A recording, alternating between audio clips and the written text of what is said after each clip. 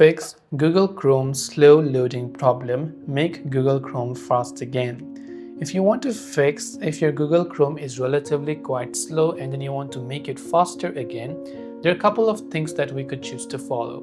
The first thing, we're going to start with the very basic internet connection. So make sure to go ahead and then click your Wi-Fi toggle from the top right, go to Wi-Fi settings, and then just make sure that your internet connection is working just fine.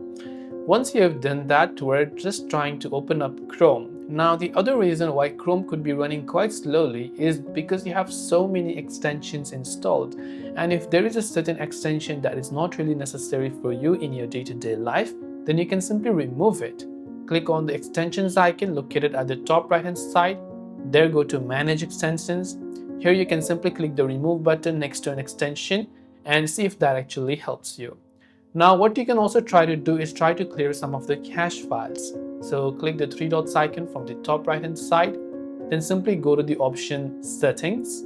From there, go to Privacy and Security on the left hand side, then go to Delete Browsing Data, select Advanced, select All Time, and select Cached Images and Files. These are some of the junk files that your browser doesn't really need, and this is not associated with history as well, so your history won't get deleted. But if you want to delete your history also, you're free to check on them anytime you wish, and then hit the Delete Data button and see if that helps you. Last but not the least, go to the About Chrome section from the bottom left, check if your Chrome app has an update, and it will start updating it. Once it's done updating, just click the Relaunch button, and then after that, it should be able to run quite smoothly than before.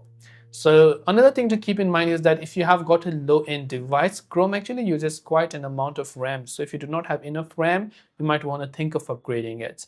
If you have any questions, feel free to leave them down. Thanks for watching and see you in the next video.